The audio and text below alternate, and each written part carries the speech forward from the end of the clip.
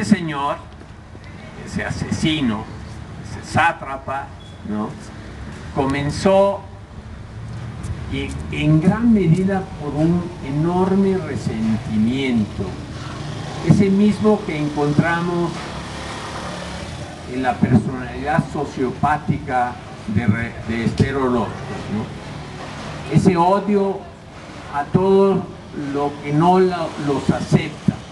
Díaz Ordaz, durante su campaña presidencial en 64, fue muy combatido por multitudes, sobre todo en Chihuahua.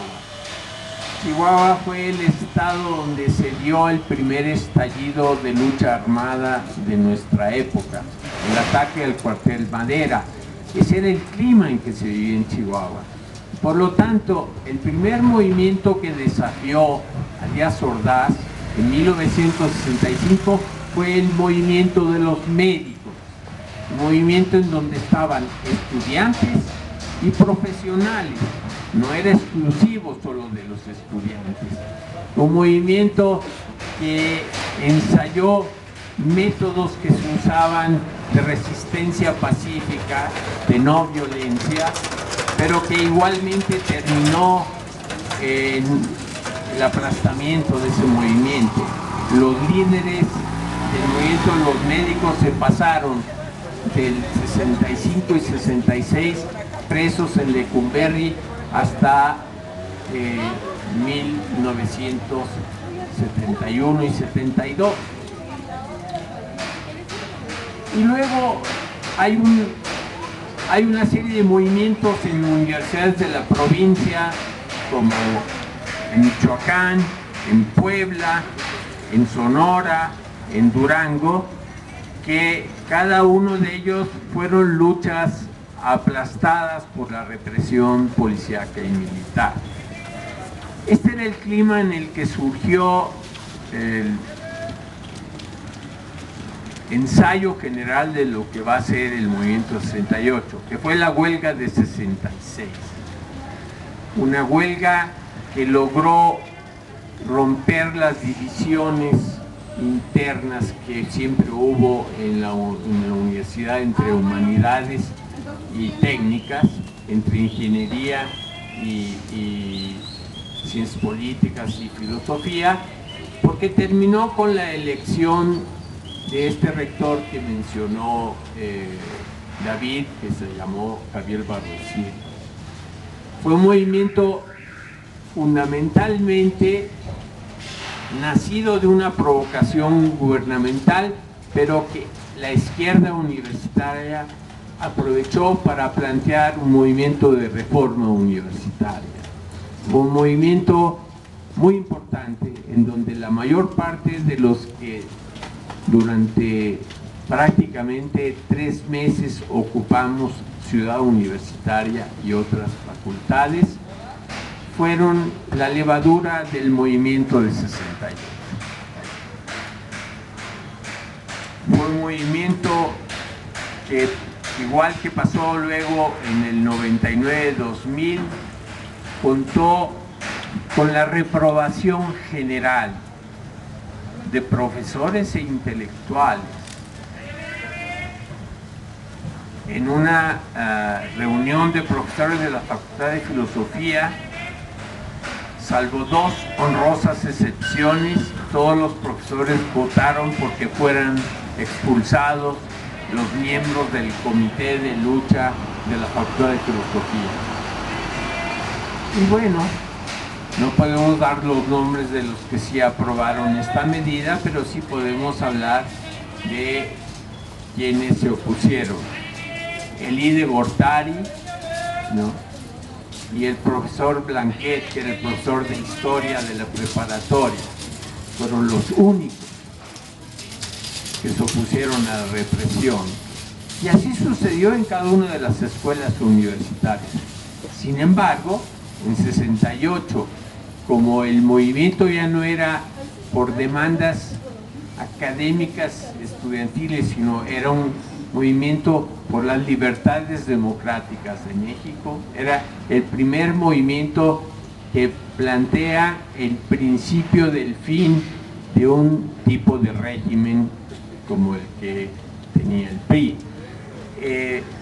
En ese movimiento se unieron todos los de las comunidades escolares, estudiantes, profesores, trabajadores administrativos, y así de un movimiento que solo congregaba las escuelas del Distrito Federal y de la República, pasó a ser un movimiento que en el momento que fue trágicamente reprimido el 2 de octubre, ya contaba, ya se había convertido en una instancia para muchas luchas populares y obreras.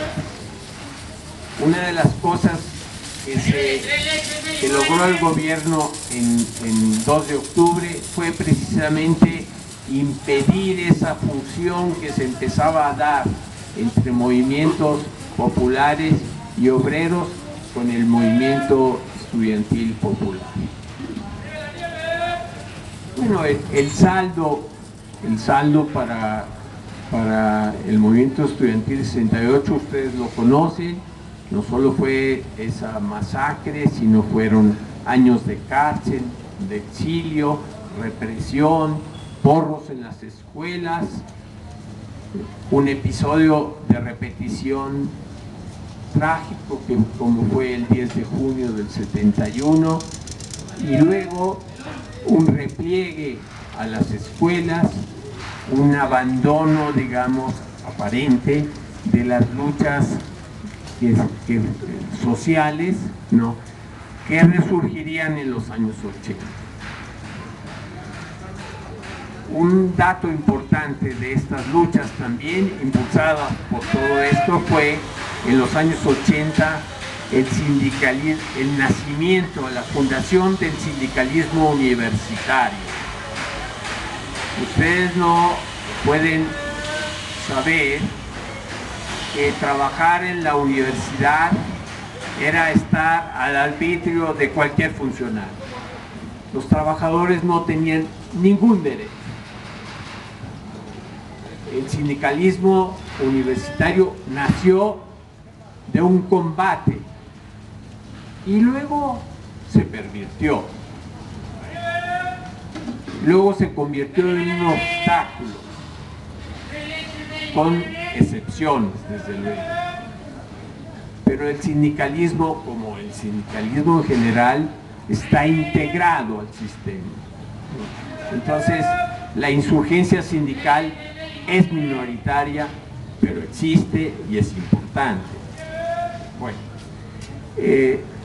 otra lucha que es muy importante porque preparó lo que sucedió en esta ciudad, que fue el final del régimen inicuo del PRI, fue lo que la sociedad civil, sus núcleos más avanzados, tuvieron como protagonismo cuando el terremoto del 85. Ese también fue un ensayo dirigido a que esta ciudad no quedara en manos de los de siempre. Y así hay otro movimiento importante, que es el movimiento del segundo CEU en la UNAM, que es el de